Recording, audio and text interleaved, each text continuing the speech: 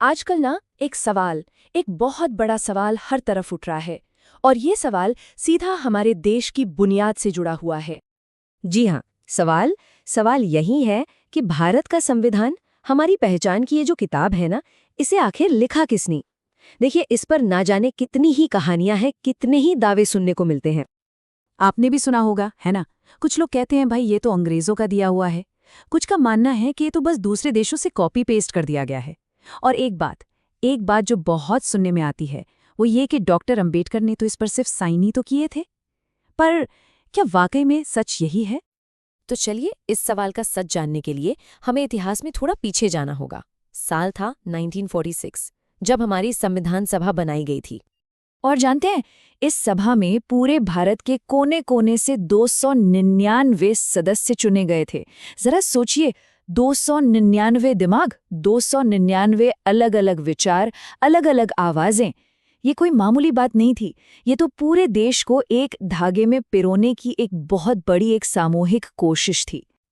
तो जो हमारा संविधान है ना, वो इन्हीं 299 सदस्यों की राय, उनकी महीनों तक चली लंबी बहसों और उनकी साझा विचारों का ही नतीजा है।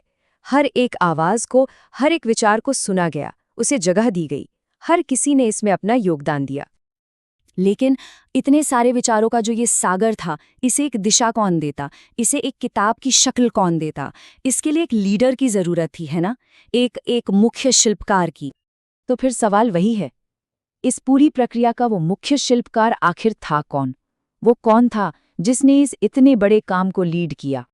वो थे डॉक्टर भीमराव अंबेडकर। संविधान सभा की जो सबसे जरूरी कमेटी थी, ड्राफ्टिंग कमेटी, उसके चेयरमैन।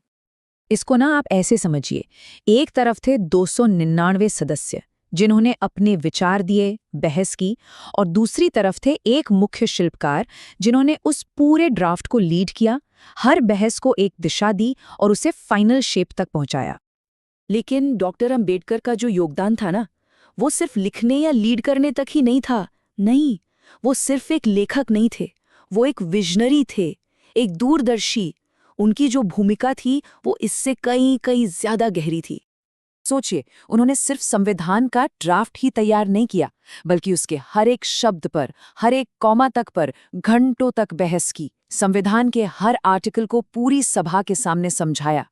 और जो सबसे जरूरी बात है, उन्होंने इसमें भारत की असली पहचान को, हमारी डाइवर्सिटी को और यहाँ के लोगों के सपनों को अपनी आत्मा से ढाला। तो इसीलिए हम कहते हैं कि वो सिर्फ एक राइटर नहीं थे। अरे नहीं, वो एक विचारक थे, आने वाले भारत के एक रक्षक थे और एक गाइड थे जिन्होंने पूरे देश को भविष्य का रास्ता दिखाया। आज हम जो बोल पाते हैं, सोच पाते हैं, बराबरी का अधिकार मांगते हैं, ये सब कुछ उसी संविधान की देन है। ये एक ऐसा तोहफा है जो हमें उस महान किताब से मिला है। और उस संविधान के पीछे जो एक दूरदर्शी दिमाग था, वो थे डॉक्टर भीमराव अंबेडकर। तो ये तो हुई इतिहास की बात, लेकिन चलिए आज पर आते हैं। आज हमारे लिए असली सवाल क्या होना चाहिए? हमें अपना फोकस अब कहाँ रखना चाहिए? तो देखिए, आज शायद असली सवाल ये है ही नहीं कि संविधान किसने लिखा। वो तो इतिहास का एक ऐसा पन्ना है जिसे हम सब जानते हैं और जिसका हम सम्मान करते हैं।